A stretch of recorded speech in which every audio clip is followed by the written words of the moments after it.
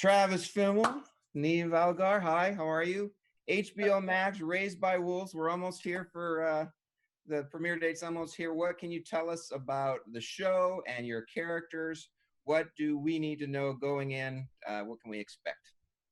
Well, it's Ridley Scott, so you expect something that's very creative, hasn't been seen before, and especially on TV.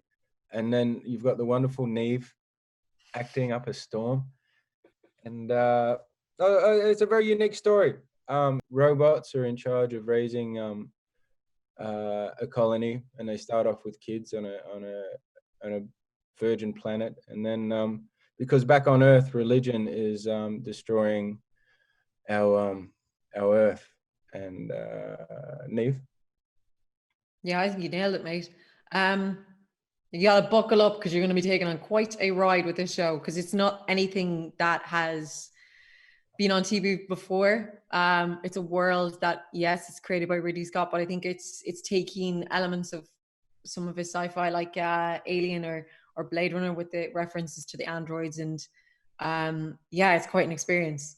Let's talk about Ridley Scott. When you signed on and you find out Ridley Scott's directing the first 2 episodes, so it's almost like a Ridley Scott movie, put the two together. What were your expectations going in to be, working with Ridley Scott? Did he meet those expectations? Did he exceed them? Or were you disappointed? Like, who is this guy? I signed on because of Ridley. I hadn't even read the script. I mean, any actor wants to work with Ridley, or anybody in the business, no matter what part you take part of in filmmaking. There's tremendous talent, and there's nothing was let down at all. He's so creative and so vibrant, and he creates this amazing world where we're free to I don't know, be actors. How about you? What was your experience with Mr. Scott? Yeah, when you read the casting and it's like Ridley Scott directs, and you're like, okay, what do I got to do? So yeah, it's surpassed anything that I could have imagined. When you read the scripts, and you're seeing, because he storyboards everything. So before you begun filming, you get like a visual idea of what the world is going to look like, and then you turn up on set, and it's like the scale of the sets are just incredible, and the arcs that the production designer has created is mind-bending, really. And then once you see it all done with the other side of it, of the post-production, it's just like, especially you have the lead of this android, who, like, the emotional depth to what Amanda brings to it is unlike anything that I've seen before in that explores like an android. Travis, you're coming off a 4-year run on a successful show, Vikings, on the History Channel. What's the difference with this character? What drew you? I mean, you said you hadn't read the script before you signed on. What's different though for your fans as far as this character and how it compares to the previous long running character that you played? I don't know. There's a lot of similar qualities. I mean, well, just human qualities. I always base Ragnar on humanity and doing what he thought was right, even though a lot of the time it may not seem right. He had a lot of flaws, and same as the character that I play here. He's got a lot of flaws. He got a lot of relationship problems.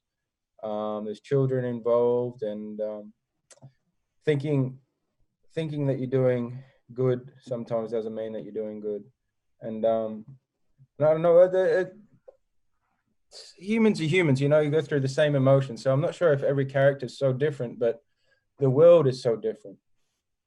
Ridley set this amazing visual world, and unfortunately, it seems like the world is the same. There's just as much turmoil and just as much religious.